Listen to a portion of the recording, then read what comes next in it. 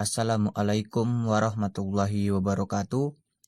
Kami dari kelompok 2 akan mempresentasikan hasil diskusi kami mengenai hakikat perencanaan pembelajaran pada mata kuliah perencanaan pembelajaran. Sebelumnya, kami akan memperkenalkan diri terlebih dahulu. Perkenalkan, nama saya Muhammad Sulaiman. Kemudian teman saya Dedi Syaputra dan teman saya berikutnya Herdi Perdana Sembiring. Baik, di sini saya akan menjelaskan tentang pengertian perancangan pembelajaran.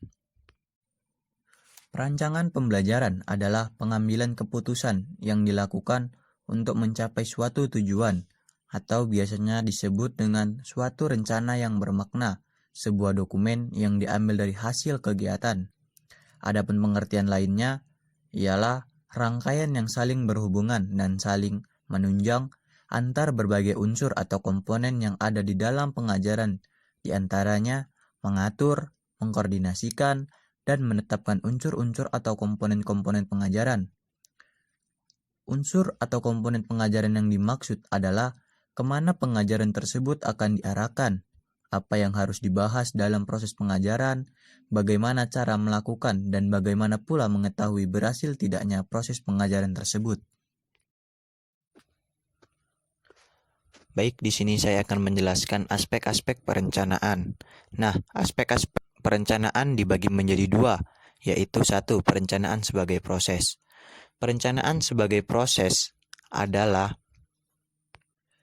pengembangan pembelajaran secara sistematik yang menggunakan secara khusus teori-teori pembelajaran untuk menjamin berlangsungnya kualitas pembelajaran.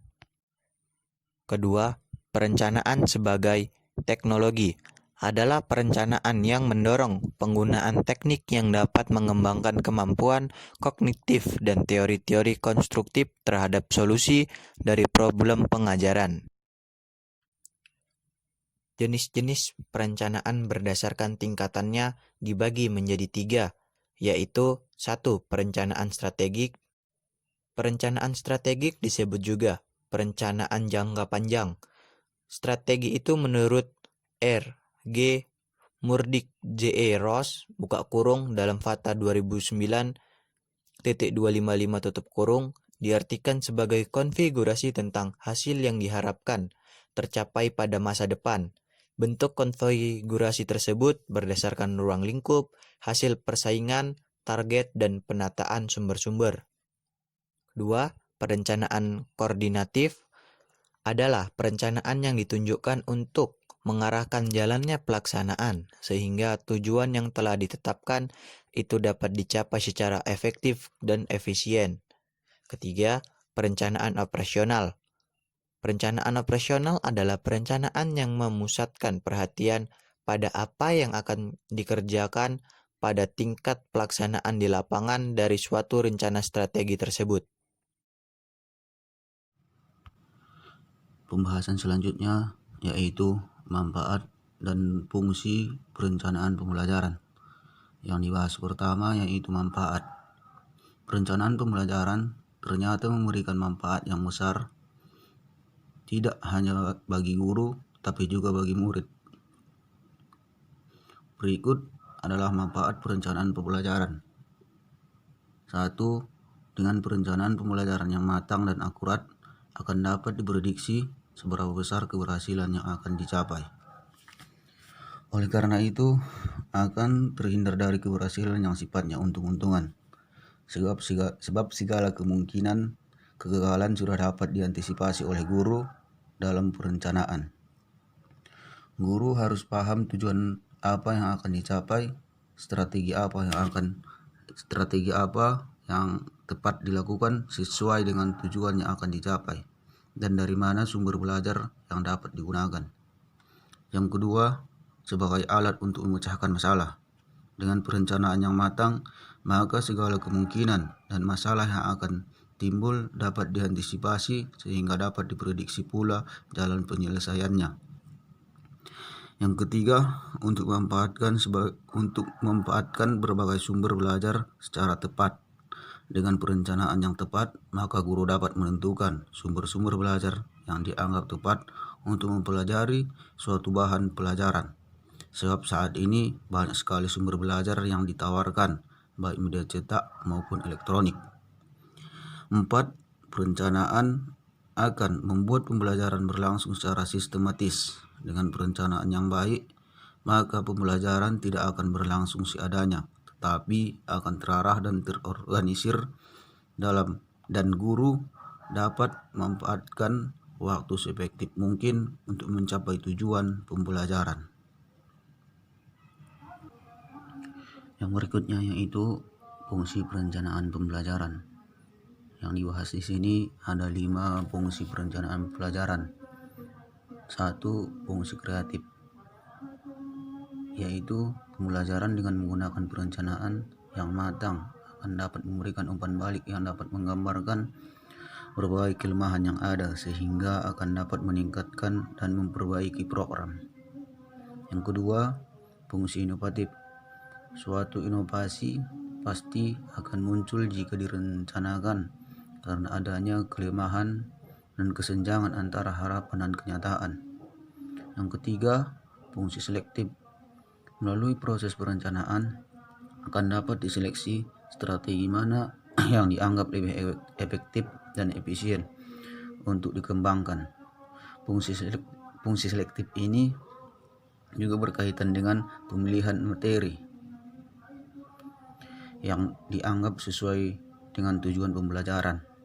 Yang keempat, fungsi komunikatif, yaitu suatu perencanaan yang memadai harus dapat menjelaskan kepada setiap orang yang terlibat, baik guru, siswa, kepala sekolah, bahkan pihak eksternal seperti orang tua dan masyarakat. Yang kelima, fungsi prediktif. Perencanaan yang disusun secara benar dan akurat dapat menggambarkan apa yang akan terjadi setelah dilakukan suatu tindakan sesuai dengan program yang telah disusun. Melalui fungsi prediktifnya, perencanaan dapat menggambarkan berbagai kesulitan yang terjadi dan menggambarkan hasil yang akan diperoleh. Selain beberapa fungsi yang telah dijabarkan tadi, Omir Hamalik 2008 mengemukakan fungsi perencanaan pembelajaran sebagai berikut. 1. Memberi guru pemahaman yang lebih jelas tentang tujuan pendidikan, sekolah, dan hubungan dengan pembelajaran yang dilakukan untuk mencapai tujuan. Yang kedua, membantu guru memperjelas pemikiran tentang sumbangan pembelajaran terhadap pencapaian tujuan pendidikan. Yang ketiga, menambah keyakinan guru atas nilai-nilai pembelajaran yang diberikan dan prosedur yang digunakan.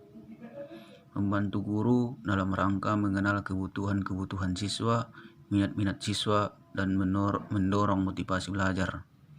Yang kelima, mengurangi kegiatan yang bersifat trial dan error dalam mengajar dengan adanya organisasi yang baik dan metode yang tepat. Kriteria penyusunan perencanaan pembelajaran. Untuk menghasilkan perencanaan pembelajaran yang baik, tentunya harus memenuhi kriteria tertentu dan beberapa nilai yang dapat dijadikan sebagai kriteria penyusunan perencanaan. Di antaranya, 1. Signifikansi. Signifikansi artinya kebermaknaan. Ini berarti bahwa perencanaan pembelajaran hendaknya bermakna agar proses pembelajaran berjalan dengan secara efektif dan efisien. 2. Relevan. Relevan artinya kesesuaian. Ini berarti bahwa perencanaan yang dibuat mempunyai kesesuaian baik internal atau kurikulum maupun eksternal atau siswa. 3. Kepastian. Nilai kepastian ini bermakna bahwa perencanaan pembelajaran yang dibuat hendaknya tidak lagi mengandung sekian banyak alternatif yang dapat dipilih, akan tetapi sudah selesai dan mengandung langkah-langkah pasti secara sistematis. 4. Kesederhanaan. Bahwa perencanaan pembelajaran yang disusun mudah dipahami dan mudah diimplementasi, sehingga berfungsi dengan baik sebagai pedoman untuk guru dan perencanaan pembelajaran di kelas. 5. Prediktif. Bahwa perencanaan yang baik harus memiliki kemampuan prediksi yang kuat, sehingga dapat mengantisipasi berbagai kemungkinan yang akan terjadi, sehingga memudahkan guru untuk mengantisipasinya. Langkah-langkah penyusunan perencanaan pembelajaran. Langkah-langkah penyusunan perencanaan pembelajaran adalah sebagai berikut. 1. Merumuskan tujuan khusus. Dalam merancang pembelajaran, tugas pertama dari seorang guru adalah merumuskan tujuan pelajaran khusus beserta materi pelajarannya. Sebab tujuan umum dari pelajaran sudah dirumuskan oleh para pengembang kurikulum. Tugas guru adalah menerjemahkan tujuan umum pelajaran menjadi tujuan khusus. 2. Memilih pengalaman belajar.